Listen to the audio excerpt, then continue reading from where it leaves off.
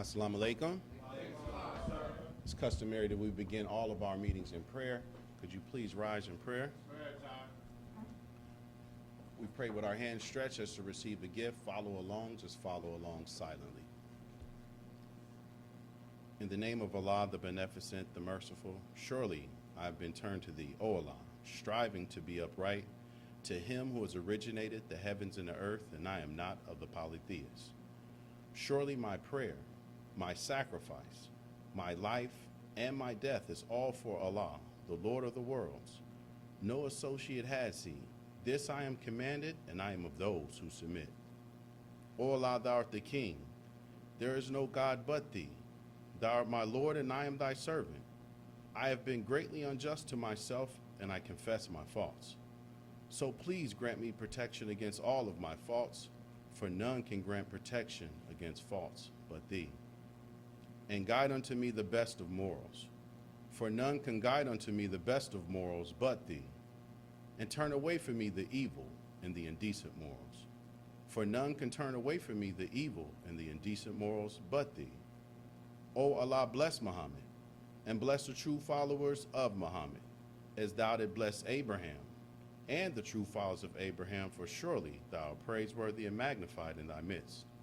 And O Allah, make Muhammad successful, and make the true followers of Muhammad successful, as thou did make Abraham successful, and the true followers of Abraham successful, for surely thou art praiseworthy and magnified in thy midst forever. Ameen. Amen. You may be seated. Thank you, sir. In the name of Allah, the Beneficent, the Merciful, we bear witness there is but one God. We bear witness that Muhammad is his messenger. We would like to greet you once again in the greeting words of peace and paradise. Assalamu alaikum. How we doing this morning? All praise due to Allah, doing well on this beautiful morning, July 20th. We are happy to be alive and breathing Allah's air. Is that right? Yes, sir. We could have been many places. Some people are in the grave. Some people are in a mental grave. Some people sitting at their house stressing out, but you came to the mosque today. You put on your Sunday's best, even if it's a polo like our brother Brandon. He put on his Sunday best. We appreciate you, brother Brandon. So we thank our brothers. We thank our sisters. Give yourself a round of applause for coming to Muhammad's mosque. No matter how many times we open up the door, we always want to thank everybody for submitting to the check procedure. Sometimes we might just have a rough morning and we don't want to see anybody. So that first person that you see, we hope that they said, Assalamu alaikum, how you doing, sister? How you doing, brother? And gave you a good check. Why? Because that sets the tone for today's meeting. We God's people, is that right? Yes, sir. So since we God's people, we should have God's spirit, and we don't want to have a funky attitude and a funky spirit. We want you to be welcome at home. So thank you for submitting to that check procedure. We thank you for submitting to the seating arrangements. Of course, we know that we have to stay focused in 2025. So that sister may have on that Chanel cologne that might distract you a little bit, brother. So let's separate the sisters from the brothers and make sure that we have your undivided attention.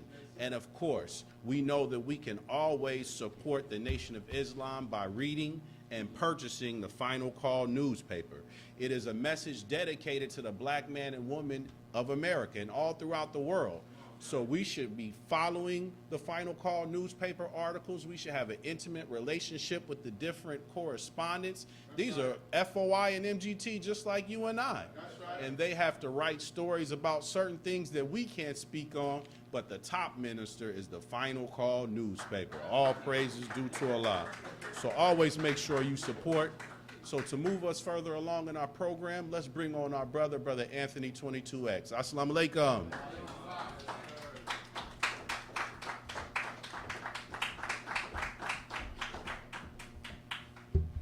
Let's thank Brother Michael for his opening.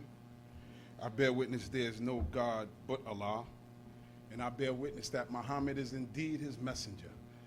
I like to greet my brothers and my sisters. In the nation's greeting words of peace and paradise, we said in the Arabic language, Assalamu alaikum. How's the family? Praise be to Allah. I'm fine as well, striving to make my word my bond. Just would like to share a few words with you before I bring the next student in the ministry up. Brothers and sisters, you know that a redeemer has certain types of characteristics. When the most honorable Elijah Muhammad met with Master Fard Muhammad, he said he was so deep in the mud that the only thing was able to be seen was his eyeballs. This means, the minister says, that he was covered with mud. It was said that the Honorable Elijah Muhammad sometimes will speak of the mud being put on him by the wicked. He also said that oftentimes mud was being put on him by Allah. Student Minister Brother Henry, last week, he did a wonderful job with his lecture. I'm going to call it a series because he's going to continue it. But he did a wonderful job with his lecture last week, speaking about the future. Oh, praise. Let's give it up for our brother, Student Minister. I want to thank him for allowing me to come before you to say these words. The future of black people is at stake, and how can we survive these times? I recall hearing a message given to us in 1981 by Minister Farrakhan when he spoke about President Reagan when he was in office. He said, the president will take away social programs from American citizens at that time. Usually, black people are the target of such programs, as we all know. And he said that black people at that time said, well, how are we going to survive? But let's fast forward, 2025. We have now President Trump, who has threatened to take away Medicaid, SNAP, from over 300 United States citizens. Yes, sir. Black people, we were stripped when we were brought to this country for over 400 years ago. So the treatment has not changed for us. No, sir. Black people, the supreme wisdom lessons that we've been given by Master Fard Muhammad, those questions that were answered by the most honorable Elijah Muhammad, there was a point that he made. He said, no relief came to us until the Son of Man came to our aid by the name of our prophet W.D. Fard, which he was called at that time. The most honorable Elijah Muhammad talked about his people being in the mud of civilization. Excuse me. He said that, well, what is mud? It's earth that is full of water. It is not firm. If you stand on it, you will sink. He said, the people threw mud at him. Then he said, sometimes Allah put mud on him. Excuse me. The thought that came to me was in the ayah in the Holy Quran, but take yourself to mud. And that state, when you place mud on your skin, allow it to dry and then take it off. It becomes a means of purification. That means, to me, he said, enemies who look for things to muddy your reputation, if they throw enough mud on you and you survive it, it will be a means of your own purification. And that comes from closing the gap. All praise is due to Allah. We thank Allah for the Honorable Minister Louis Farrakhan and all of what he has given us in that book, Closing the Gap. You have to keep reminding yourself that what that man has studied over the years, it was put in him for a reason. He was releasing it, or he is releasing it, so that you and I will be the recipients of what God has put in a man like that, so we can carry it on and pass it on. Is that right? So, brothers and sisters, I'm not going to belabor the point, but he said the characteristics of a redeemer has to endure much. He has to be put in a state where they can be purified, not only by Allah, but by their enemies. So our people who will be affected by the change in policy will have to now find a way to survive by using what God has buried in them. Just as the mud is full of water, which is life itself, we have to do for self, so teaches the Honorable Elijah Muhammad. And I'll leave you with this. Greatness, brothers and sisters, comes from trial. It comes from pressure. It comes from endurance. You are not made great by sitting down and putting your hands behind your back and complaining. You become great by going through a trial. Letting someone throw mud on you so you can be purified, because in that mud is a correction that you need to make in yourself, even though you may look ugly today. But the beauty will come out of you once you have been gone, or once you go through that kind of process. And then the endurance. So you have to take much. Is that right? It's not today. It's not just for tomorrow. You're going to take it the rest of your life. Follow this. And I guarantee you, when you come on the other side, you're going to see what God has done for you, because he has put a lot of pressure on you. We have been given a uniform with these stripes, with these stars and the crescent, the star and the crescent and the sun, because it was a lifting of a total weight that has been put on the black man to go after his people under the sun, moon, and star. Not just in a certain part of this part of the planet. I'm from Jamaica, I'm from Trinidad, no, you from the entire planet, brothers and sisters. The universe is yours. So you have to go after your people. So brothers and sisters, we know that this is a launching pad for us to become God. But you're not going to become a God if you don't put no work in. So we have to become workers of our own salvation. So I thank you for listening. Help me to bring to the rostrum with a well-deserved round of applause our sister Taisha X. Let's bring her and welcome her. Assalamu alaikum. Assalamu alaikum. Let's give it up for Brother Anthony 22X again.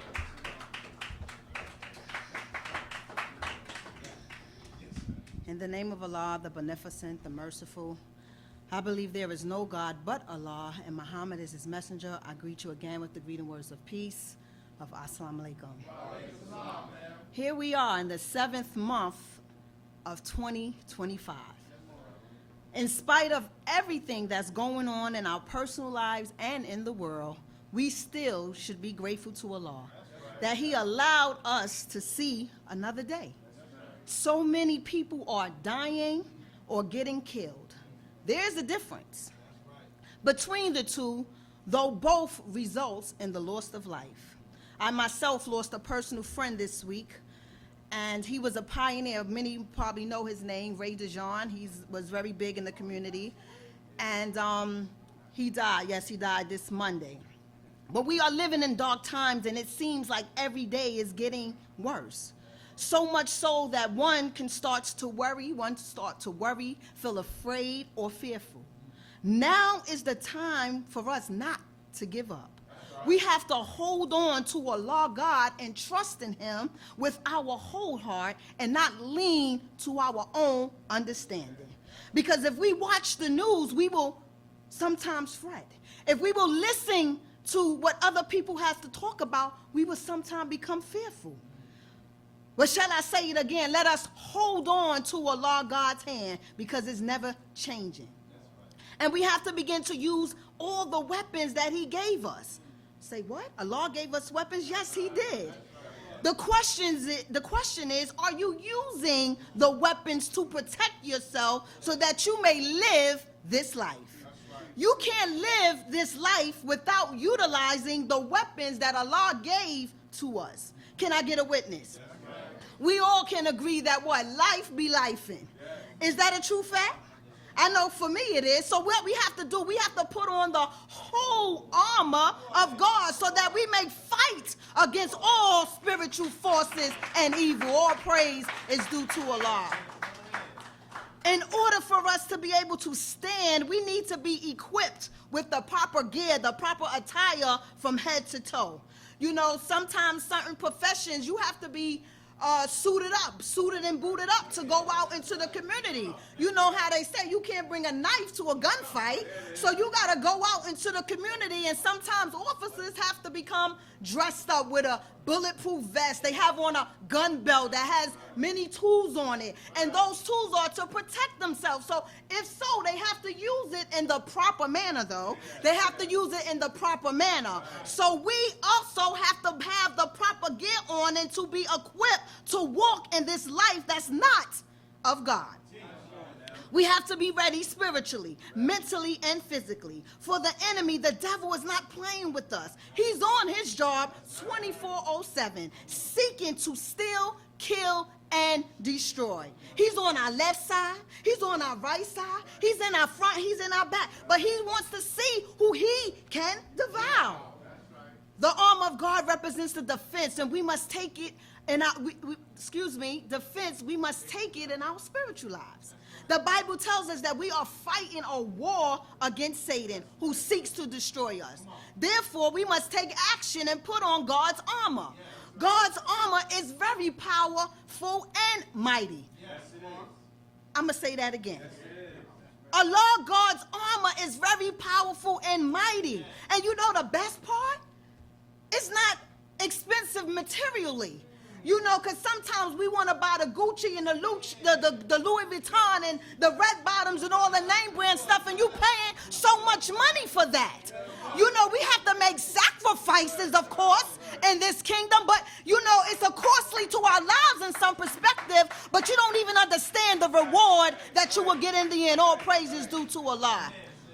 So for the weapons of our warfare are what? Not carnal, but they are mighty through God, through the pulling down of strongholds. And it seems that many people are using knives and guns to resolve that issue. Just last night, a baby 2 years old got stabbed over 18 times. A woman over 16 times. What kind of madness is this? It's so sad because it's black people killing black people over and over and over again. The Honorable Minister Louis Farrakhan said guns don't make a man.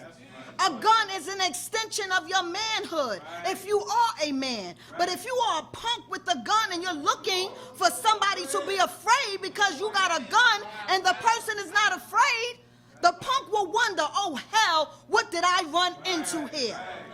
The Honorable Minister Louis Farrakhan in his Savior's Day lecture, February 25th of 2018, titled Here I Stand, was truly a message to encourage the one that is going through something. We have to trust in Allah with all our heart. And just think on those three words, here I stand. Those three words describe strength, courage, and power. When you say, here I stand, that means you went through some hard times, and you're going through some hard times, some trials and some tribulations. You are suffering, and you are suffering not just once, but twice, maybe 3 times, not a year, but more than 3 years, 4 years, 5 years, sometimes even 10 years, but you still are planted and your feet is planted, and you're in your faith, and you're walking not by sight. All praise is due to Allah. But here I stand. Isaiah 54:17 reminds us that no weapon formed against us shall prosper. Yes, it may form, but if it's not the will of Allah, it's not going to prosper. We don't have nothing to cry about. Let's use our weapons. Prayer is one of the weapons. Ephesians 6:13-18 reads from the New Living Translation. It says, therefore put on every piece of God's armor, so you will be able to resist the enemy in the time of evil. Are we living in that time? Yes, then after the battle, you will be standing firm, standing your ground, putting on the belt of truth and the body of armor of God's righteousness. For shoes, you have to put on peace that comes from good news, that you will be able to fully be prepared.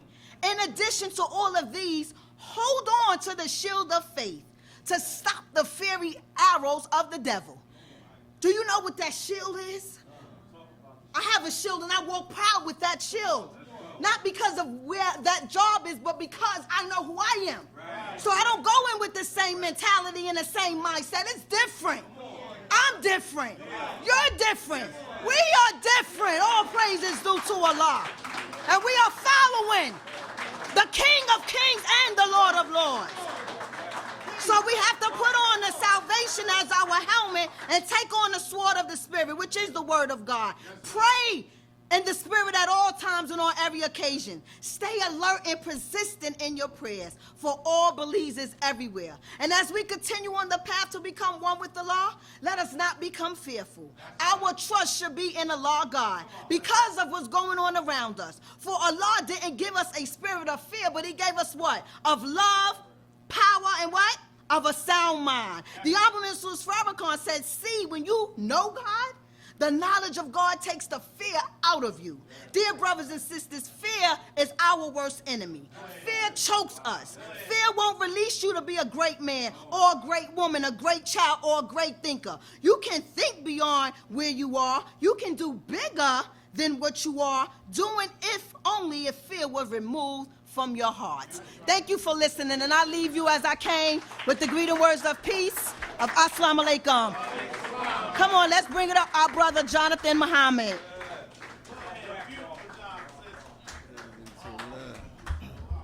Come on, let's keep it going for our sister Taisha Muhammad.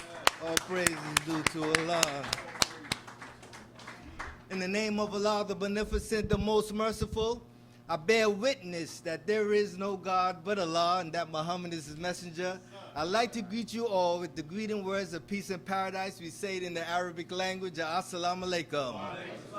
All praise is due to Allah. I want to start off by thanking our brother student minister Henry Muhammad for allowing me the opportunity to give my testimony and for also working with me in the ministry class. I feel myself growing and becoming better. I really do. All praise due to Allah. I would like to say that about myself. You know, I got to pat my all praise due to Allah. Praise due to Allah. I got to pat myself on the back because if I was Minister Henry dealing with me, I wouldn't deal with me. But he has, from his teacher, the Most Honorable Minister Louis Farrakhan, the patience and the way to train and teach. So I thank Allah for that. In the Holy Quran, chapter 29, it says, do men think that they will be left alone on saying they believe and will not be tried? And indeed, we tried those who are true, and indeed we tried those, so we will know who is true, and we will know who are the liars. So it is clear that we will be tried on our belief. Allah also says in the second chapter of the Holy Quran, we shall certainly try you with something of fear and hunger, loss of property, and diminution of fruit. So different types of trials and different problems. No question that we're going to be going through something, right?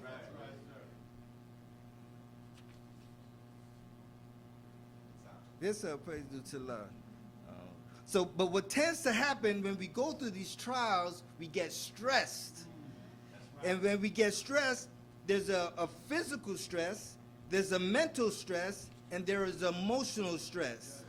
And this stress causes us to sleep more, to eat irregularly, to be less energetic, to become antisocial, to become suicidal, to become even homicidal. There's different reactions and responses based on the weight and the pressure of the stress of the trial that we are going through. Now, we are living in a time of the coming and the presence of Allah God. And he fashioned man out of mud, purified him under the flames of affliction, and made him into a God. And he wants to do that with us. And this is the reason why we have a Muhammad Mosque. This is the actual training battleground that we go through. This is where we get trained to face these stresses and trials and things that we go through. Now, some of us might be going through a little battle fatigue, but we are trained that the best time to fight is when you are tired. In fact, we got a national training seminar coming up this weekend that shows us how to survive during different types of trial, fighting or whatever. We gonna be up in there. Now, we need to dig more deeper into ourselves to get to that passion, that fire, the intention, the desire that feeds the will that is in line with Allah's will that will make us successful. The Honorable Minister Louis Farrakhan teaches us in Study Guide 6, Building the Will. He says, we must overcome the force from within that will cause us to retreat and turn our backs on difficulties we must overcome. We must resist the internal force that causes us to hoard or withhold. We are created impatient. That is, we are fretful when under stress and niggardly when we receive the benefits of life from the beneficent. The Holy Quran tells us plainly that we possess these traits, whether we admit it or not, and we will continue to walk under the weight of them, except those who pray. End quote. That's from the Honorable Minister Louis Farrakhan. And of course, prayer is talking things over with God. Our brother student minister Henry's title today, "The Future of Black People is at Stake." How can we survive in a time like this? This is part 2. The Honorable Minister Louis Farrakhan said, the skillful use of knowledge, he said wisdom is the skillful use of knowledge.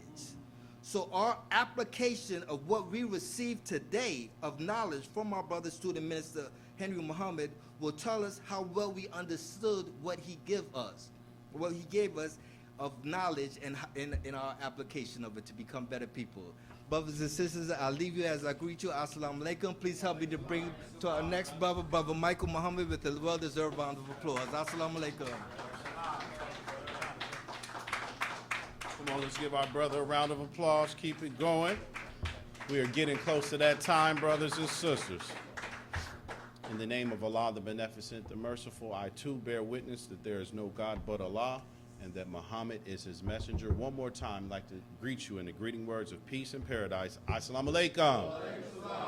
We are getting close to that time to hear from our student minister, Brother Henry. Hopefully, inshallah, we get some more feet in the seat, more butts in the seats, right? So we hope our people come. So inshallah, we'll keep going. But brothers and sisters, you know, I was thinking about this week, change. And the Honorable Minister Louis Farrakhan, if you don't know, he has produced an album, something he's been working on for many years in his life. And he could have chose any type of titles he wanted to choose, but the title he chose was Let's Change the World. And I thought about change. And you know, there's a saying that said, if there's one thing that's constant in life, it's what? Change. So if you are not changing, brothers and sisters, you're actually dying. And if you think about those, our loved ones that we've seen in the hospital, or you may have been in a hospital and they connect you to a machine and you see your heart going up and down, right? That's change, that's movement. But the moment you flatline, what does that mean? You're dead. So in the streets, if you change, they say you switched up, right? But when you were in your mother's womb, not even your mother wanted you to stay that way. So one of my favorite scriptures in the Holy Quran is Surah 71. And it's talking about being great. Look what Allah said. He asked us a question. He said, what is the matter with you that you hope not for greatness from Allah? He says, and indeed Allah created you by various stages. That's growth.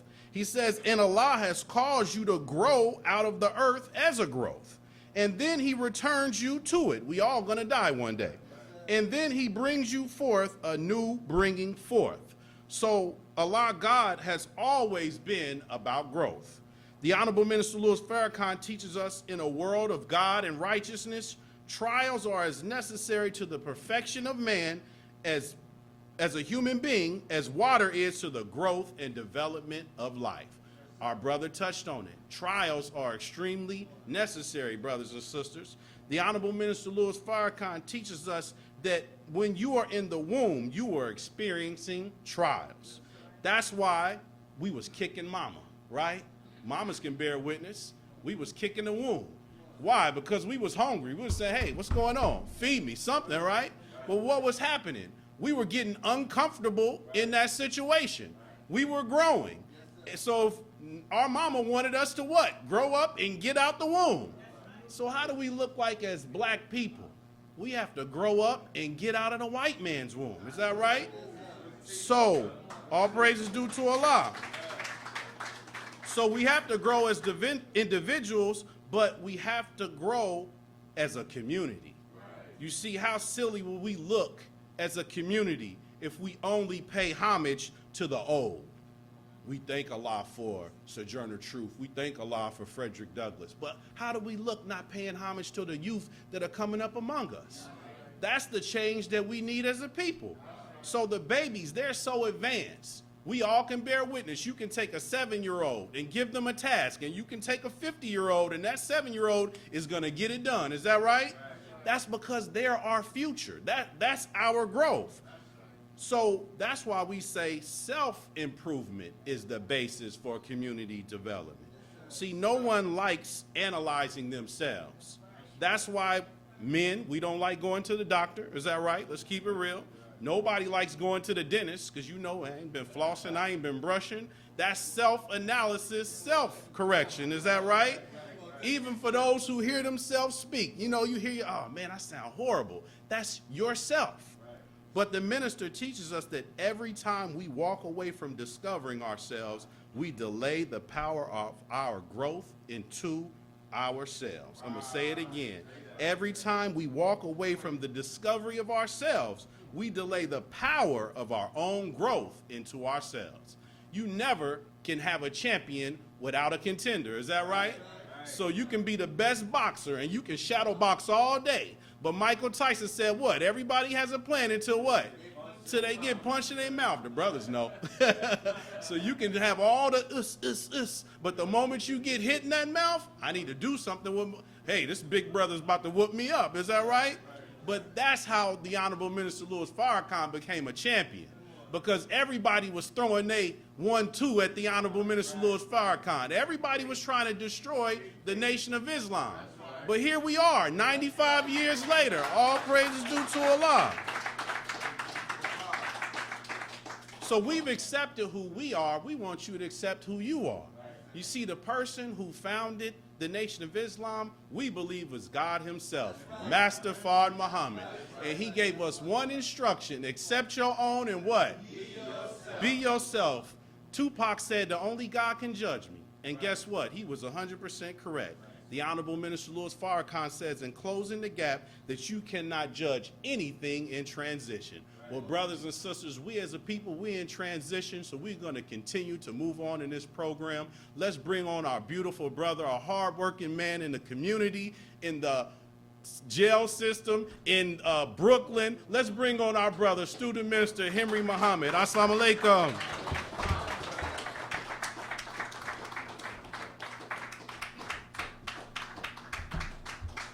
Assalamu alaikum, family. Beginning all things in the name of Allah, the Beneficent, the Most Merciful God, I bear witness that there is but one God, whose proper name is Allah. And I bear witness that Muhammad is his servant and messenger. We're indeed thankful to Allah for his intervention in our affairs by coming to us in the person of Master Fard Muhammad, the great Mahdi.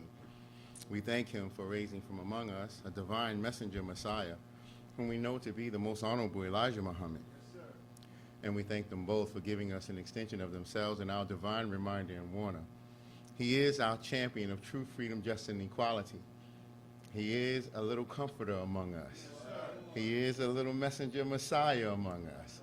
That man is none other than the Honorable Minister Louis Farrakhan.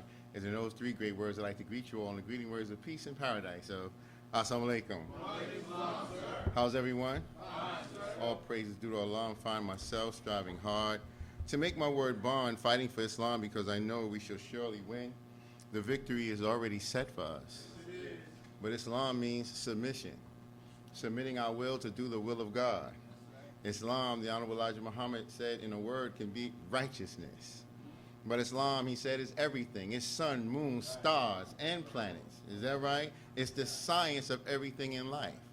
And the more that we come into the knowledge of self and the knowledge of God, which these two knowledges are one and the same, the more we come into the understanding of that, the more easier it will be for us to take on the challenge of Islam, submitting our will to do the will of God and fighting for freedom, justice, and equality for our people and all of humanity. So it is something that no one said would be easy, but there's a great reward at the end of it all. It's peace and contentment of mind. Let us give our assistant ministers a well-deserved round of applause, thanking them for their words, thanking them for the spirit in which they brought the word in, and praying Allah that their word and that spirit find root in your heart and your mind to inspire you and I to make a change for the better.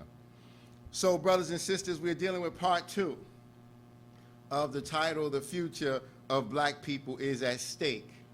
How can we survive in a time like this? The purpose of this message is to confront our current reality and offer a path forward from Allah God through the Honorable Minister Louis Farrakhan and the teachings of the Most Honorable Elijah Muhammad. There's much confusion among our people. There's much confusion in humanity, in the world, but we're more concerned about self first. Because if we don't deal with ourselves first, how are we going to be able to deal with others? Is that right? And oftentimes, many of us may not think about it like that, but even as I say it, my mind always goes back to my mother, may Allah be pleased with her. At times when I was young and would be hanging out, you know, with little boys hanging out, not to hang out, just with my friends. And my mother may have been wondering where I was at, and I come back home and I say, yeah, I was at so-and-so house and I was helping him clean up his room. And she would look at me like, what? You was doing what? Boy, you don't even clean up your own room. Self first, then others. Is that right? You know, and so when we start dealing with self, some people take an issue about us talking about self. What the devil will do is he'll say that, you know, we're nationalistic. He'll use certain terms in a negative way to make you and I close our ears to hearing someone that's getting you to focus on yourself first. And so when we say self, we're not being selfish. Let me say that. Because some of us, you know, remember that old commercial? Brother said, I got mine, you got to get yours. It's this kind of mentality or principle among us as a people where we think just because I got mine and you don't got it, but you got to find out how to get it. You got, you know. And then some of us, we'll twist that. Even in the nation, in the mosque, they do for self, do for self. No, that's the world coming into the mosque. That's not the teachings of Honorable Elijah Muhammad. Do for self, your own self is your brother and your sister. When we say self, we're talking about all black people. We're not just talking about Brother Henry, myself. No. No, we're talking about our people. You understand? And, you know, I know I got the right crowd, but I just felt I need to say that because sometimes we get so caught up, we forget that we've been under a devil for the past 470 years. And there's no way in the world you can be under the oppression of a people whose nature is devil and that don't come up in you. So, check yourself. I ain't gonna say the other part, all right? But, so the purpose that we're getting at with this is to confront our current reality and offer a path forward from Allah God through the Honorable Minister Louis Farrakhan and the teachers of the Most Honorable Elijah Muhammad. So we must be prepared to accept the challenge to change our reality in America. It's not going to happen just off of good words or, you know, a slide presentation and spirit. No, we got to be ready to accept that challenge. Because if we're not ready to accept the challenge as it pertains to our own personal selves and our people and our family and our people, then we're just dealing with some words.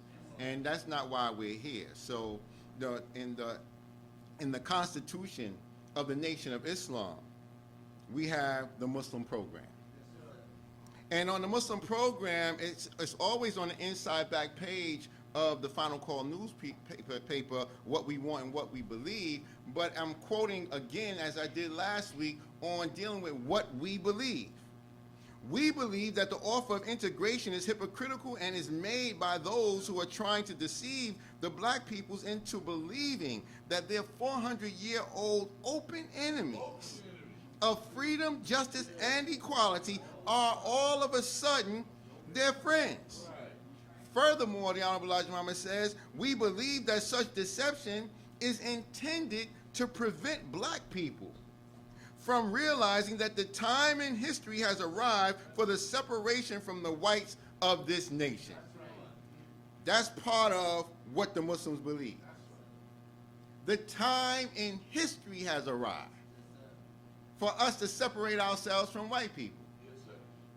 And that's something that we got to notice at the core of our thinking. We don't have to say it dogmatic. We got to get away from this cracker. We got to get away from. No, brothers and sisters, the time in history has arrived for us to separate ourselves from white people. And if you start thinking like, well, where I'm going to go, where I'm going to live, the first separation starts with our thinking. Separate your mind from the mind of the devil. As it would be if you was dealing with it through cinematography, get out the matrix. Get out. You know, Neo, Negro, Negro, Neo. Get out the matrix. Because in the sense of where we're at, our mindset has been filtered with so much corruption, so much disease, and it's not something of our own, but it has been institutionalized. So the first thing that has to be done is separation in our thinking, and that starts with the knowledge of self and the knowledge of God. So if you note this slickness of the enemy, the Honorable Elijah Muhammad was bringing it to our attention as a people, the deception of the devil, because we're talking about a man, meaning the Honorable Elijah Muhammad, who was taught by God. And so God has given him something that nobody else ever known, so he's able to see in between the slickness of the devil because he's looking from another lens. And then he wants us to take on that kind of a perspective or viewpoint in regards to where God is concerned. And a lot of that comes through the Bible and the Quran, but with proper guidance and understanding to unlock the truths of the Bible and the Quran. Integration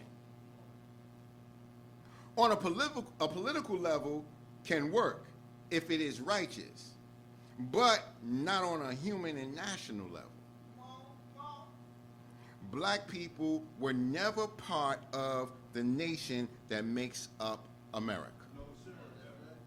So when they start talking about integration, and now they don't use that word too much, but some people do. Me and my wife was watching a clip the other day. This guy said this white boy said integration about 5 times, you know, but they'll talk about diversity, which is a slick way of talking about being integrated. See? And you'll hear diversity and you'll be like, there's not enough diversity in this room. It's integration. You know, and so we have to be able to understand it's a hypocritical trick that is being used. Like, look at the words again. You know, we believe that the offer of integration is hypocritical and is made by those who are trying to deceive the black peoples into believing that their 400-year-old open enemies of freedom, justice, and equality are all of a sudden their friends.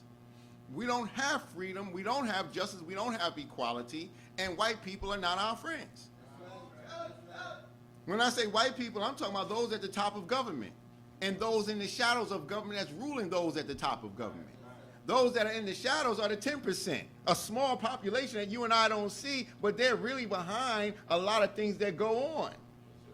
From the president's office and on, the man sitting in the seat of presidency, the man sitting in the seat of governor, the man sitting in the seat of mayor, they're not really running things. It's the people around the seat and behind the seat that you and I don't see that's running things. All praises are due to Allah. But who's making us to look behind the curtain? See, this is where God's guidance comes in. To be mindful of what's behind the curtain. Don't be so mindful of who's sitting in the seat. The shock waves that's coming up under that seat is causing a person to talk different after they get in office. So a lot of politicians will say a lot of things to get your vote. But once they get in that seat, they'll realize they ain't running nothing. There's a whole team behind that you and I don't see that's running that. So when we start talking about this integration thing, because you may think some, well, you know, that was back in the 60s and this, that. No, it's still going on. Our people have been fooled to think that these people are our friends. But do we have freedom? Do we have justice? Do we have equality? No, we don't. So the Honorable Minister Louis Farrakhan said, God has come to deliver you from your oppressor and settle you in a land of your own under his presence and guidance. God is present. See, to deliver you and I from the oppressor and settle you and I in a land of our own under his presence and guidance. Just because you may not see God yourself doesn't mean God isn't present.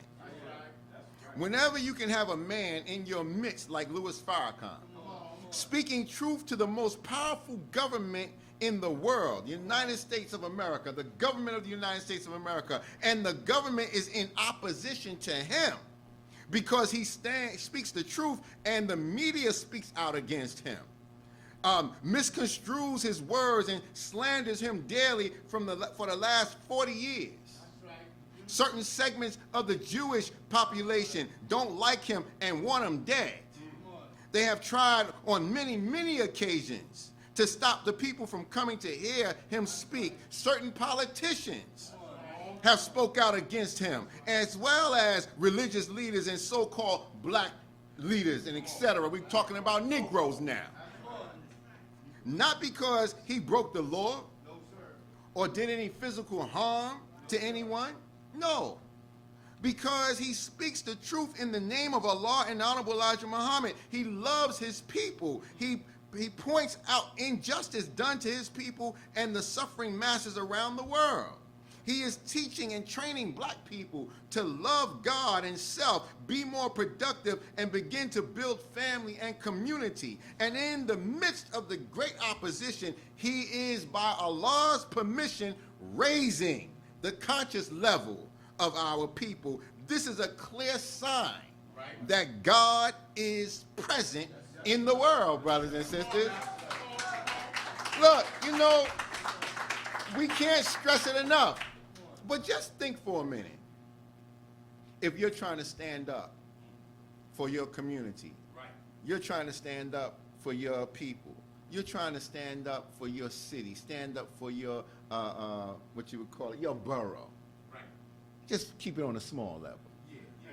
And every day, there's something in the newspaper coming against you and it's mixed with lies. Every day, they're misconstruing your words. You ain't even say it like that and they got it like that. And they keep on with it. Every day, it's on the media. And then when they finally get you to come up and stand in front of them in an interview so that you can represent yourself, they keep hitting you with that same lie. Cutting you off, not allowing you to speak, and this, that, and the other. How long would you last? I know you'd fold. You know how I know? Because when you at work and they start speaking against you taking sick days. I ain't even going in today. It's too stressful, this, that, and the other. But I'm talking about a man that has been on it like that with that kind of opposition for 40 straight years. No, we got to take it into consideration.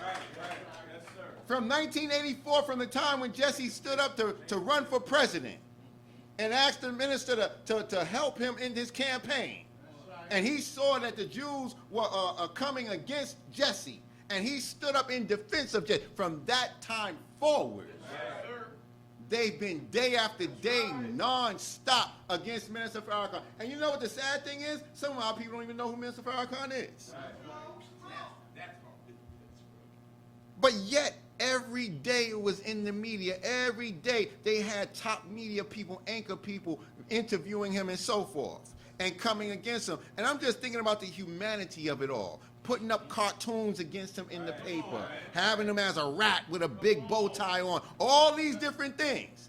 What do you think that would make a human being feel like every day? Coming against his children because they got the name Farrakhan and we don't like Farrakhan. And then have the Senate, the United States Senate, censor him.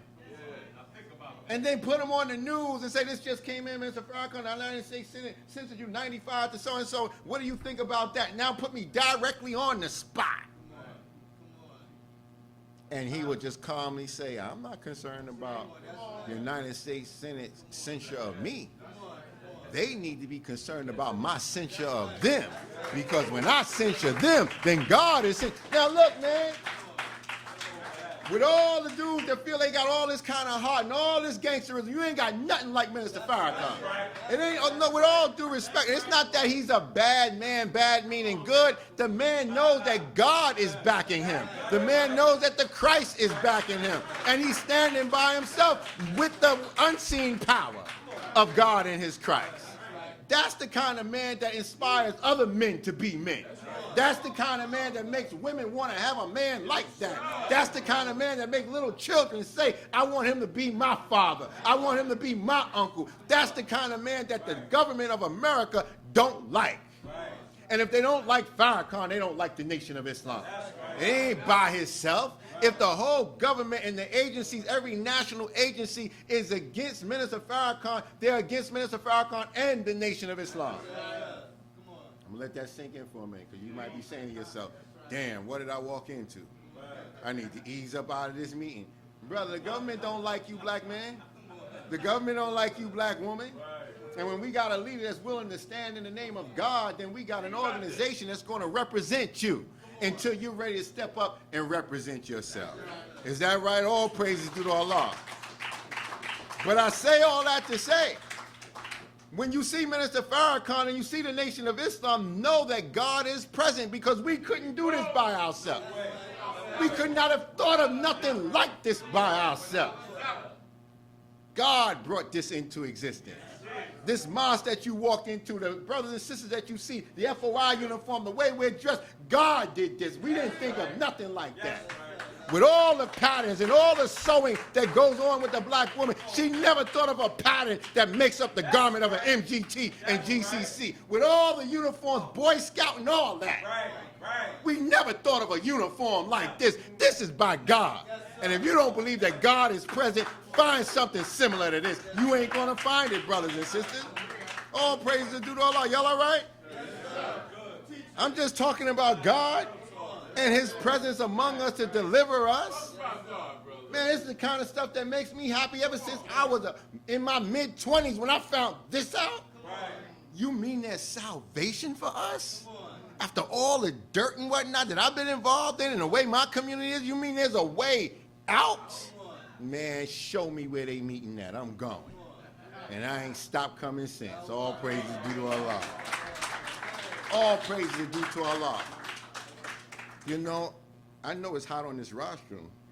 So, and y'all down there by the air conditioner, some of y'all got the looks on your face like y'all are worn out. I'm over here getting high, and y'all look like y'all ain't getting this buzz. Okay, I'm just saying. I don't know what's in your mind. Your body may be here, your mind may be somewhere else. Look, focus on what we're saying right here. Whatever you was going through before you got to 202 Pennsylvania Avenue, you should have left that at the threshold of the door. Pick that stuff back up after you hear this, because this is where the real check procedure takes place, in the Word of God. Is that right? All praises due to Allah. Honorable Minister Louis Farrakhan said, if your hope is in this world and this world's life, you're not going to be successful. Can't have no hope in this world and this world's life. You're not going to be successful. Trying to go by the way that they give you as goals for you to move on? No, brothers and sisters, those goals are not for you. He said, all that we do, all that we've accomplished hoping this world would finally accept us, finally do right by us, finally give us justice. But the more we try to please our open enemy, the more we try to please our oppressor, it seems like in every generation we're fighting the same battle against the same enemy. He passes on his madness to generation after generation, and we pass on our ignorance generation after generation after generation. This is our reality. So when we start looking at the fact that the future of black people is at stake, how can we survive in a time like this? We got to separate from the mindset of this devil. He's created a condition that has become institutionalized in white supremacy and institutionalized in black inferiority. To grow up in the black community and come up under this kind of poverty, to the point whereas the enemy want to give you a way out through welfare. And Honorable Elijah Muhammad says, say farewell to welfare. Because welfare, as we understand it, doesn't allow us to build up through adversity our own creativity. It makes us to wait on a check and someone else to take care of us. And when that's constantly going on and you're not realizing what's going on with that, then after a while we have generation after generation growing into welfare. To the point where mothers will be telling their daughters when they come of a certain age, now you got to go downtown and you got to go sign up because it's going to mess up my stuff, so you got to get on welfare. Never mind finish school and get a job. No, you got to go get on welfare. That's the only way I'm going to be able to still survive.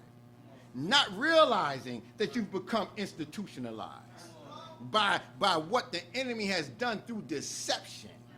So we got to be wise today, and our people don't know because we've been so comfortable with certain things, we don't realize that it has become organic. It becomes a whole new natural way of life that is not natural to God. It's only natural to the devil. Y'all all right? Yes, sir. So we can't be sitting around having hope in this world and this world's life. We can't be sitting around thinking about that, of all of our accomplishments that we have made, that it has brought us to another level. No, we still don't have freedom, we still don't have justice, and we still don't have equality. We're still ignored by those who are the sons and daughters of the people that brought our ancestors into this condition as slaves. An example of this goes back into the 1940s, brothers and sisters, with the idea and organizing of a march on Washington, D.C. by A. Philip Randolph and Bayard Rustin. The idea was to be used as a way to pressure the U.S. government into providing fair working opportunities for black people and desegregating the armed forces during World War II. You notice I said the 1940s because history is best qualified to reward the researcher. If we don't know what was, we don't know what is, we're ill-prepared for what is yet to come. What am I getting at? This leads all the way right up into what we're dealing with right now in America with the presidency, the governance, and the mayoral race. The mindset that we have. So here it is, our brothers at that time was trying to work against the segregation of America with separate drinking fountains for black people and white people, and they wanted to desegregate. And so they was talking about having a march on Washington as a protest. But look what the slick devil did through President Roosevelt. As they were galvanizing our people to be able to do this kind of march in the 40s, President Roosevelt issued Executive Order 8804 in 1941 prohibiting discrimination in the defense industry under contract to federal agencies and creating the first federal agency concerned with discrimination called the Fair Employment Practices Committee. Yeah. See, that's a tactic that the enemy uses in his unrighteous politics. When he sees that there's an uprising coming against the direction that he wants everyone to go in, then he comes up with a policy. And we're going to make this policy, and that's to please you who are uprising. We're going to put something into law. So now what is it that we're always told about politics? Now, don't get me wrong. I'm not against righteous politics. Well, if you want change, you got to vote. And then you got to deal with legislation and get them to put laws in place so that you can have the change. You notice where I'm at right now. 1940. Ain't too many of us in this room was born in 1940. But I'm getting ready to show you something. All right. Now, here's the president at that time putting in office and putting a committee together, the Fair Employment Practices Committee. You notice this is only dealing with federal things, federal agencies, and creating this kind of thing, whereas he's prohibiting discrimination in the defense industry under contract to federal agencies and creating the first federal agency called the Fair Employment Practice Committee. So now most black people, if they're part of that group that was planning to march on Washington, would say, see, when we unite and we step forward, look how the president acts. See, it's about us uniting and we put pressure on them. But that's not why Roosevelt did that. Now, A. Philip Randolph and the organizers of the march called the march off.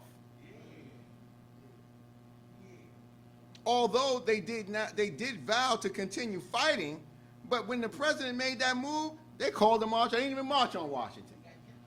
They said, look, our work is done. See, he put that law in place. You don't need us marching, right? See, so that was not a wise move on their part, because their trust in the enemy deceived them into believing that their strategy worked.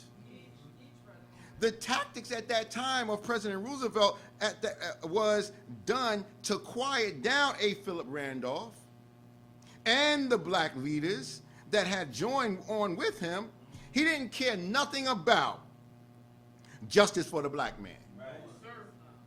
Remember this. This was during the time of segregation in the Jim Crow era, is that right?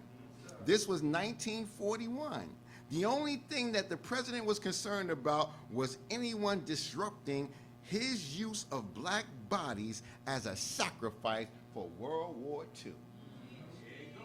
World War II was 1941, brothers and sisters, and he needed bodies to be able to fight on the front line and die for America while they were still establishing more power. So any black people that was going to jump up and these are my slaves, even though they have been emancipated, but still we are controlling them through segregation, I don't need nobody riling them up at a time when I'm about to go to war. So I start desegregating the armed forces. I ain't desegregating the whole country. I just want to desegregate the armed forces because I need these niggas fighting. And I want them to feel comfortable while they fighting. Y'all all right? So, excuse the word nigga. So, the proof of that is the fact that this same president signed an executive order to have the Most Honorable Elijah Muhammad arrested and put in jail in 1942 under the false charge of draft evasion, when in all actuality the Honorable Elijah Muhammad was too old for the draft. He really, the president at that time, the United States government, really didn't want him on the streets teaching Islam, freedom, justice, and equality, teaching do for self and separation while America was prosecuting a war. All praises due to Allah. See, because we'll talk about that, but you know, oftentimes we don't take into consideration what was Negro leaders doing at the time when the Nation of Islam, under the guidance and leadership of the Most Honorable Elijah Muhammad, was out on the streets in the 1940s. Negro leadership, and I don't say Negro in a negative way against them, but at that time they called themselves Negroes. Negro leadership who didn't want to be on the national level with the Honorable Elijah Muhammad's teaching, but wanted, you know, to be recognized and get out of the oppression of the white man. They had their own ideas. And they felt that they would protest because they're trying to stick within the framework of the white man's politics. When you stick within the framework of his politics, then you stick it in the framework of his thinking. Because there's boundaries that you're not going to go beyond because you want to be accepted. So you want to let them know, I'm a good player. I'm at your house. We playing spades. It's deuce, it's big joker, little joker, deuce of diamond, deuce of spade. Okay, I'm going with those rules. That's not the way I play at my house, but this is your house. We're going to do. I got to get used to this. So you get into his politics, you want to get used to his way. Because you think the more that you're used to his way and playing along to his game, then he's going to bring you up in office with him and you'll be able to rub shoulders with him. You'll be able to get into the big rooms that no other black people get in, and you're representing your people, but you done forgot about your people because your own low self-esteem got you thinking that you arrived. Right. You George and Wheezy right now. Right. Moving on up, right? Forgetting that you represent a whole group of people out there that put you in office on the lies that you told them. Okay, let me keep it going. Y'all all right? All praises due to Allah. So A. Philip Randolph's work inspired many in the black community. Martin Luther King Jr. was also inspired by his leadership and work. So 20 years later, after 1942, he led a march on Washington, D.C. with several others in 1963. This is where the famous I Have a Dream speech was made. A. Philip Randolph was also a part of the leadership at the March on Washington. Right. See, all these things we have to take into consideration. So this mode of operation by civil rights leaders seemed to have gotten its inspiration from these groups, as well as the NAACP and the Urban League. And so there was also a socialist and liberal ideology attached to the leaders of these movements.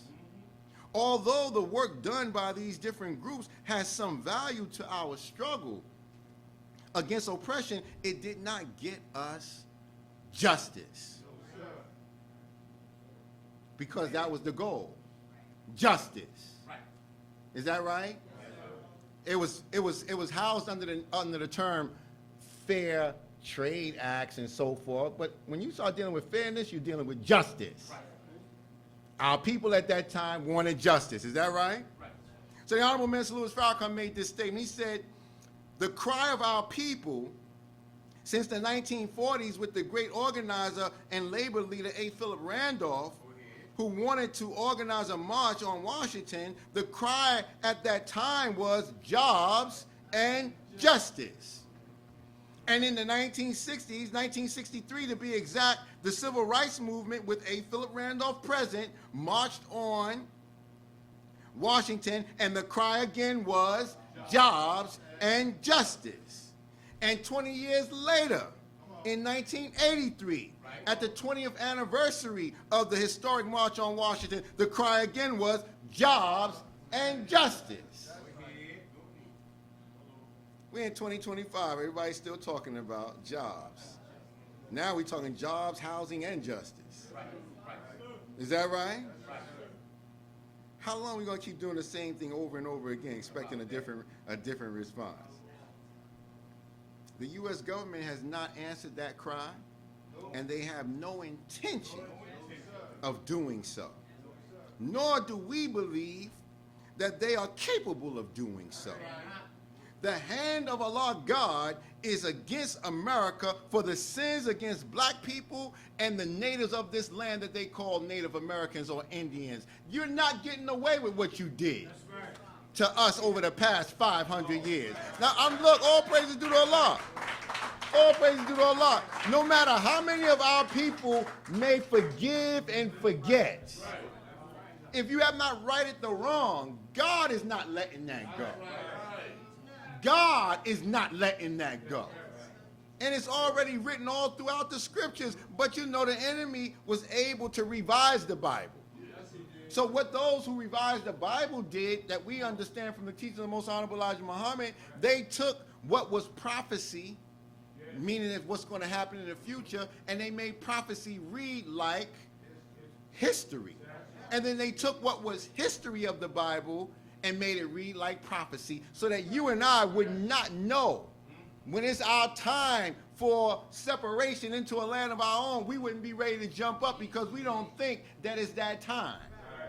We think that time done went by already, and we just dealing with what we dealing with, and we waiting for somebody to come who's been dead for 2,000 years.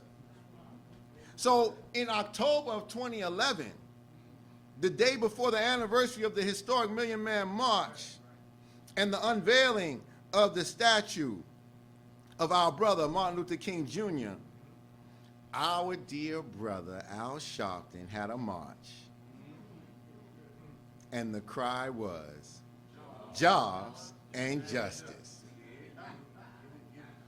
But this time, brother was trying his best to encourage not only black America, but he was trying to encourage white America as well to get behind the jobs bill proposed by who? President Barack Obama. See, you felt that because there's a black man in office, that when I go for this jobs and justice and my brothers have this jobs bill coming up, that I can get white people to join on with this march. This goes all the way back to the 40s. What white people in 2011 was going to say, I'm going to get with you, Sharpton, and get with that march and start promoting this bill? Only the ones that are ignorant, but the ones that are knowledgeable, their higher ups will be telling them, don't you get with that? That's right. We've been against that since the 40s. Don't you get with that? It wasn't successful. We don't have the jobs, and we don't have justice. Now, you may say, no, there's a lot of jobs now in America. A lot of people are working, but it's not a justified job. You're not making the salary that would be needed to meet up with the economy of the cities that you live in. So we give you any doggone job. Oh, yeah, man. Praise be to Allah. Oh, yeah, we'll give you a job. That's what you want, a job? All right, we'll give you a job. You can be a messenger. You can be a broom sweeper. You can be a job. You got a job. And if there's not enough jobs for you, well, you know what? There's companies that's coming up with ways that you can make money. You can do Uber. You can do DoorDash. You know, you can do Walmart Smart. Yes, you can deliver groceries and all that. No, that's side jobs. That's not the kind of job that's going to allow you to take care of yourself, a wife and a family. That's not even the kind of job that's going to allow you to take care of yourself. But that's not the point when it comes to politics. There are jobs. That's the point. And when they say the job rate is up, our people who don't even look deep into that be like, that's right. No, it's true. Unemployment is down. No, but poverty ain't down. Poverty is not down, brothers and sisters. So we dealing with a slick devil. If you don't know self and you don't know God, how you going to know the devil? All right, all praises due to Allah. All praises due to Allah. Now, according to some of the statistics that I have read, the National Assessment of Educational Progress, acronym is NAEP, also known as the nation's report card, shows this, that in 2019, 37% of 12th graders performed at or above the NAEP proficient level in reading, which was not significantly different from 2015. However, 6% of the 12th graders performed at the NAEP advanced level. Now, you know, when you can't read right, it's hard for you to understand what a politician or anybody else is saying. It just sounds like good words that you and I won't look deep into. Another thing dealing with achievement gaps, it says there are significant achievement gaps in reading proficiency between black students and their white counterparts. Only 12% of black males are proficient in reading by 8th grade. And only 6% of 12th grade black males were reading at the proficient level in 2019. This is something that has to be looked at. Because when we start thinking about those kind of gaps, we got to understand that it's dealing with a certain level of functional illiteracy. Functional illiteracy is defined as the inability to read and comprehend relatively short text or understand basic vocabulary. Affects 18% of U.S. adults, with black people being disproportionately affected. Now, let's know when you come into the Nation of Islam and get this kind of knowledge of the teaching of the Most Honorable Elijah Muhammad, you are pushed to study. You are pushed to read. You are pushed to make sure that you start looking up words and going into the root of words.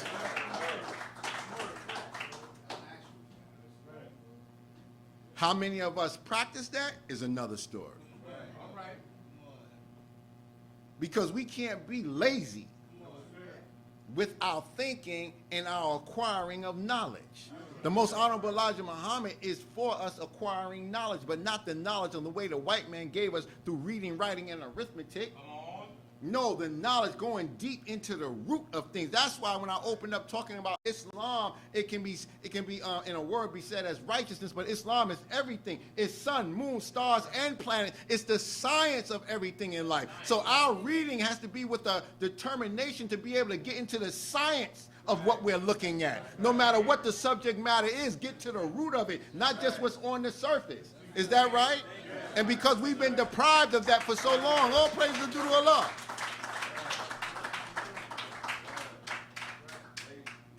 So this functional illiteracy made me think about what's in our lessons.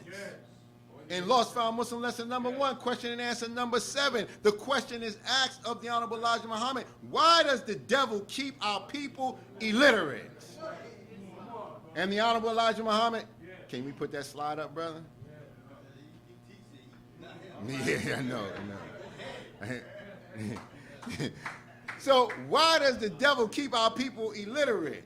The Honorable Elijah Muhammad answered that when he was 3 years old in the study under God, so that he can use them for a tool and also as slave. He keeps them blind to themselves so that he can master them. Illiterate means ignorant.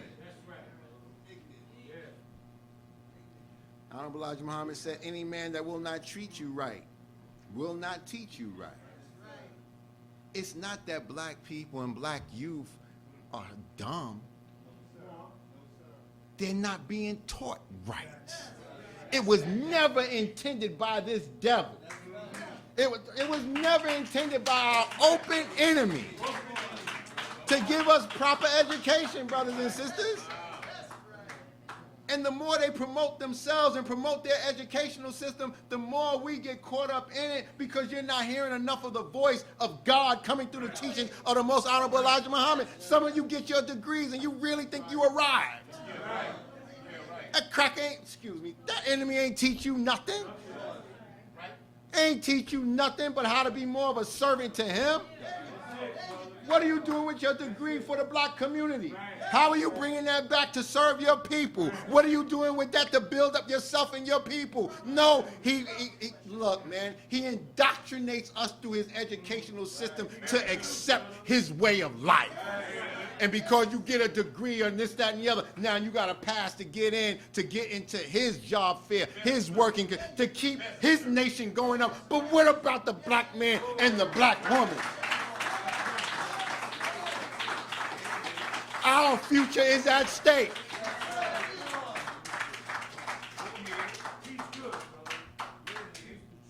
So now our people don't even want to read. His enemy done came up with so many devices, you can put something in your ear and just start listening. Is that right?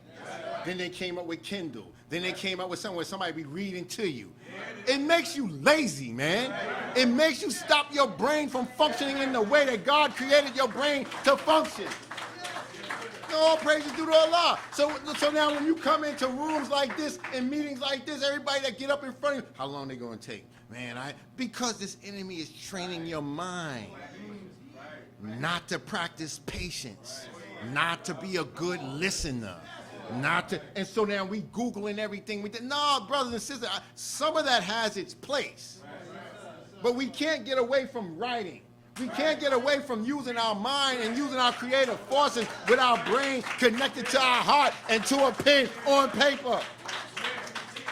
You don't realize what Satan has been doing to us? Last week I said after 1776, this devil didn't expect us to be here with him 246 years later. He got his independence on our backs. He wasn't planning on black people being here in America in 2025. Oh, you think that we was part of the plan? Hell no. He's been revising that plan as he goes. I mean, these Negroes still here. I done did this Tuskegee experiment. I done did this. I done did that. They keep multiplying. Don't you know that's written in the book of Exodus? We're going to get to it. We're going to get to it. Because mathematics is Islam and Islam is mathematics. You know, all praises due to Allah. All praises due to Allah. So this is the condition among us and the American people. It is by design. If we had equality in America, it would be shown through education. It has never been the enemy's desire for black people to have equal education, to have equality in education. It's like, you can argue the point and say, no, they want us to have it because we just need better schools and better teachers. Brothers and sisters, we need our own teachers with our own curriculum. The only thing not that we need, the only thing that the white man should do is provide us with the books and the services that we need to educate our people and then get the hell out of our way. We need to be running our own schools. We need to be running our own curriculum and teaching our own children from the teachers that love themselves, teachers that know God, teachers that love black people, and teaching our babies out of that kind of love and with the vision of us having freedom, justice, and equality and establishing our own hereafter. That's what we need. That's what we have. Allah is showing you all through the Nation of Islam. The Nation of Islam is not separate from black people. Why do I have to keep saying that? Because many of us don't know that God came for all of us. Every black man and woman in America is a part of the Nation of Islam. Whether you know it or not, it's by nature that you submit your will to do the will of God. The only one to get us out of this condition is God. And so when the Honorable Elijah Muhammad stood up and he started pulling his children out of school and producing a school himself for his children, the enemy arrested him, arrested the teachers. And the followers, when they found out he was arrested, man, arrest me too, because that's my leader. Because I'm pulling my child out too. But what we have in the knowledge of the teachings of the Nation of Islam as a curriculum, it gives the University of Islam. It's not called regular school. It's not called public school. It's Muhammad's University of Islam. That's the school. All praises due to Allah. All praises due to Allah. Now, the ignorant may say, well, do y'all got books like they got in the public school? Do y'all have chalk, and do y'all have a smart board, and do y'all have this? See, you still comparing yourself with the white man's status. That got to get out of our mind, brothers and sisters. You don't do that when you putting on clothes, but you buying from the white man. He ain't wearing them Gucci pants. He ain't wearing them belts. He ain't wearing them red bottom shoes. He's selling them to you though. But when it comes down to other things, you want to compare. Well, it ain't like they have there. No, brothers and sisters. It starts from a people who are doing for self. And so even as we work with that, what you may not see that's of the quality of their tools of service, it's within the teachers. It's within the students. It's in the nature of God, in those who are teaching out of love.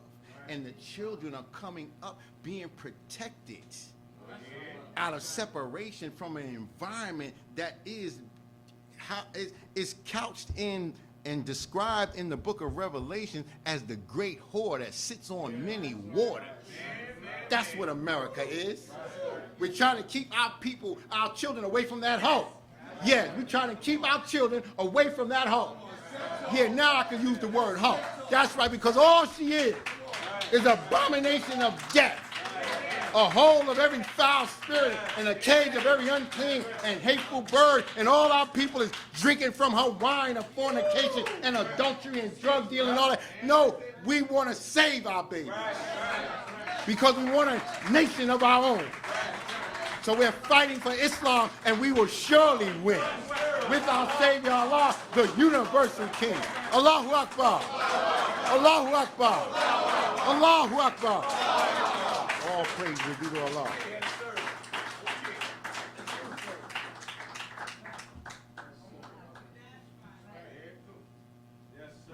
We got to be inspired to be willing to sacrifice.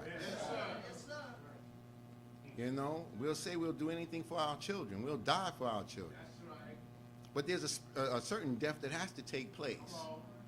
That's not physical when it comes down to sacrificing for the future of our children and the future of our nation. Certain things that we may love to do or want to do, we got to be willing to let that die out for the betterment of something going on in the future. Is that right? All praise is due to Allah. So when we go through this, now look, on page 40, now this one is going to be kind of thick in terms of dealing with the length of this You don't have it? Okay, all right. Praise be to Allah. Look, I thank Allah for the tech team that tries to help with the slides. Give Brother Dewanza a round of applause.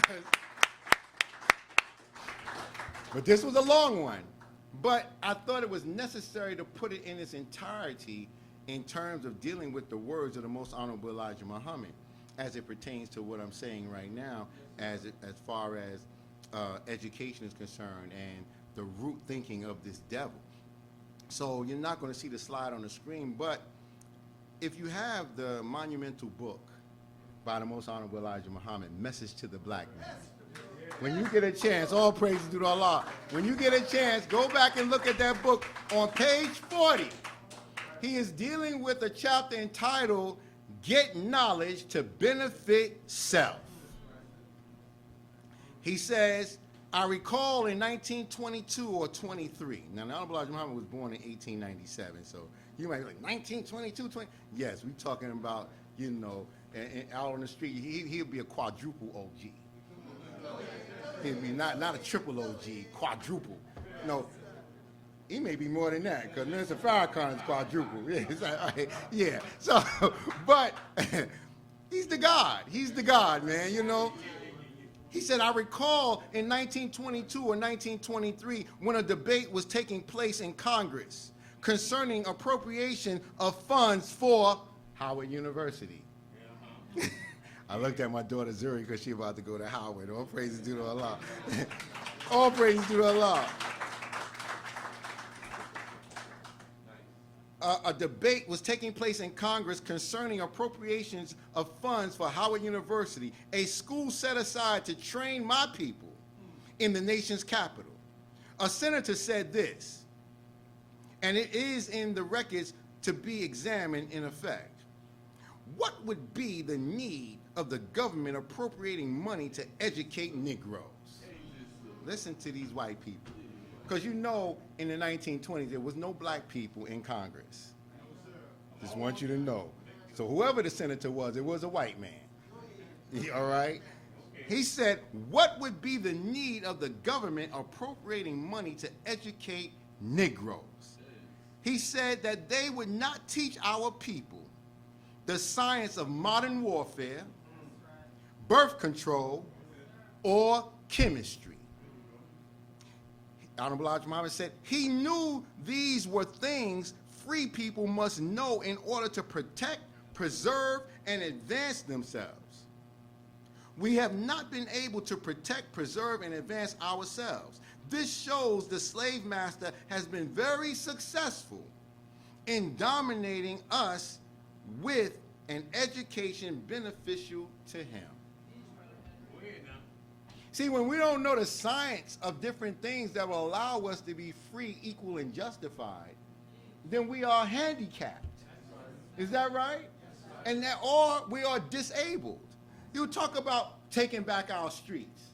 You're talking about we got to protect the community. If our people don't know the science of why, and that comes with us seeing ourselves as a nation, then we won't protect our streets.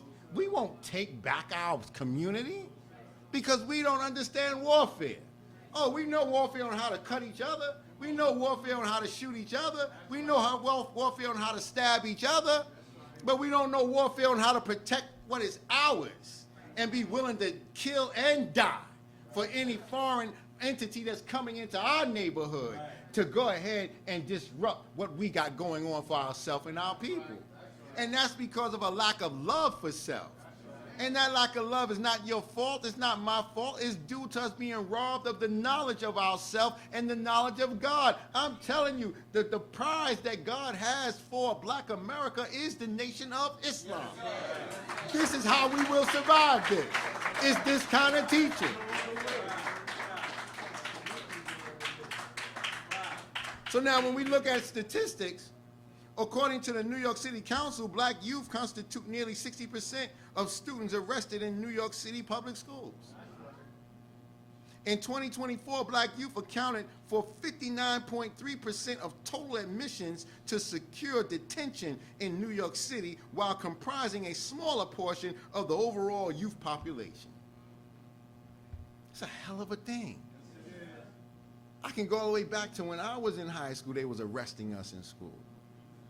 And part of it was because many of us, well, not many of us, a portion of us who was failing in school, at a certain point, as a teenager, you start getting to the point where you failing so bad, you don't want to tell your parents, so you just keep coming to school, but you ain't going to class because you already have been dispirited about whether or not you're going to ever get your diploma. And so an idle mind is the devil's workshop, so then you just start disrupting stuff in the hallways and doing crazy stuff, and before you know it, you rolling with a different group that's into crime and whatnot, and so then you into it. And next thing you know, you doing something, you going off on somebody in the school, and you get arrested right in the school because they come to find out you've been kicked out a long time ago. You ain't even supposed to be in here. So you trespassing. I've been through that. I know. And that goes over 40 years back, but this is still going on. I'm just giving one of the issues of why it could be happening. But when you think about what I just said about that functional illiteracy, how are you going to keep a young man to be patient enough in class when he's not even studying the way that he should when it comes down to certain words and short text and being able to get the context of what's being said in that? Yeah, he can read the word but don't have a comprehensive knowledge of what he's reading, then he's confused. And once that confusion comes up in the middle of the class, he ain't raising his hand to ask one question at all. And if he raises his hand to ask a question and somebody laughs at him, he will not raise his hand again. What kind of teacher is going to be able to deal like that when you putting them in a class with 30 students and they got to deal with the disruptive ones and whatnot and try to keep them calm? They're going to focus more on the ones that's more compliant. And they're going to ignore the ones that's disruptive. And the one that's disruptive is really insecure of his or her own inadequacy. I hope I'm not boring y'all, but look, this is about our people because that's our future. Is that right? All praises are due to Allah. All praises are due to Allah. The Honorable Elijah Muhammad only went to the 3rd grade of school. But look, after he met God, what he's been able to build. Look at the Nation of Islam, man. 95 years in existence. From a man that only went to the 3rd grade of school, no more than the 4th grade of school. But what God taught him gave him the inspiration and desire to challenge himself with reading, writing, arithmetic, science, biology from the way that God was teaching him.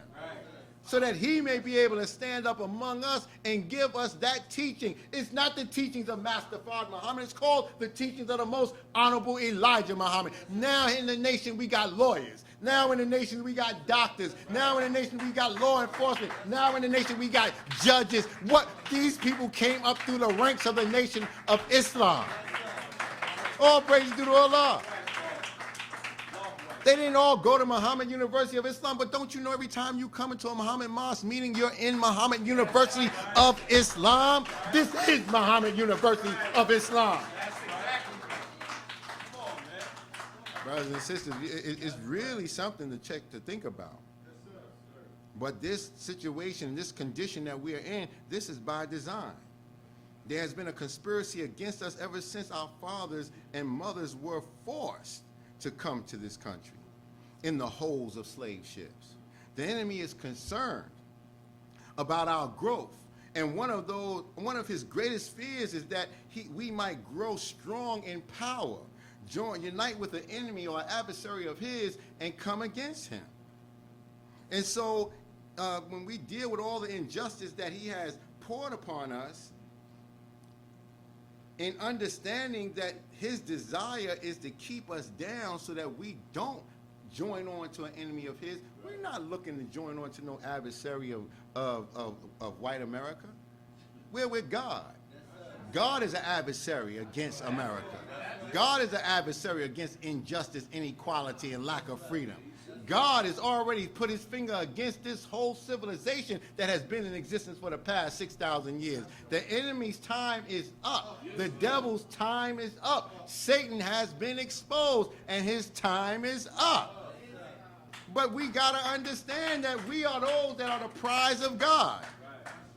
And it's something because in the, I didn't go to this scripture, but I'm going to pull this up. In the book of Exodus, it is already written. I believe it's in the first chapter, because I got 2 points of the book of Exodus that I just want to touch on. And yes, it is in the first chapter where it says in the 10th verse, I'm going to read from verse 7. It says, "And the children of Israel were fruitful and increased abundantly and multiplied and waxed exceeding mighty, and the land was filled with them. Now there arose up a new king over Egypt, which knew not Joseph.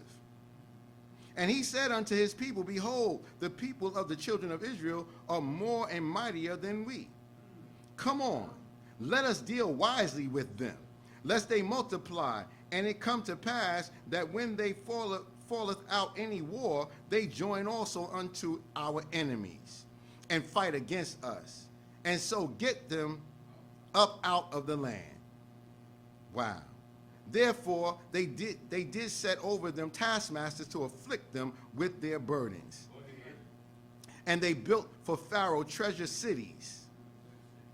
But the more they afflicted them, the more they multiplied and grew, and they were aggrieved because of the children of Israel." Now look, brothers and sisters, Islam is mathematics, mathematics is Islam. Right. History is best qualified to reward our research. Right. This is a conspiracy that was planned 4,000 years ago. Right.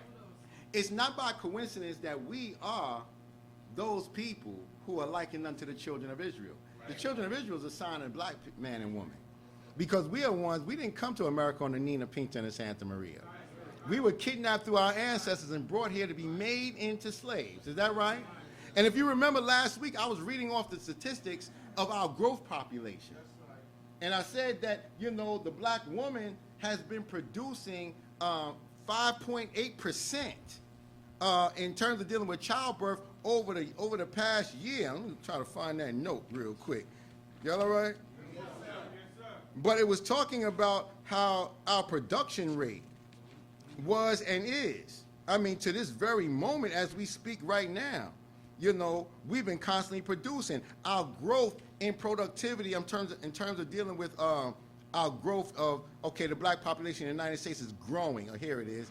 In 2023, an estimated 48.3 million people self-identified as black, making up 14.4% of the country's population. This marks a 33% increase since 2000, when there was 36.2 million black people living in the U.S. Now, we go past COVID, the vaccine, and all that, right? And then it talks about here, the U.S. black population is young. The median age of black people in 2023 was 32.6 years of age, about 6 years younger than the U.S. population.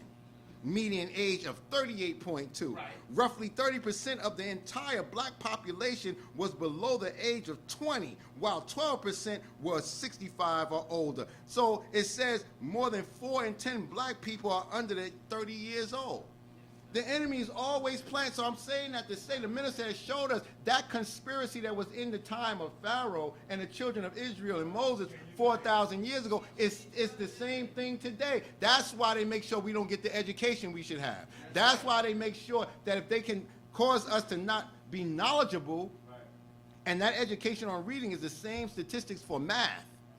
So we're not able to build on things mentally, and not able to read things properly. So then when they're able to use pharmaceutical merchants to give us all these different commercials of different foods that you should eat, you and I have not been taught, well, we got it now, the science of chemistry.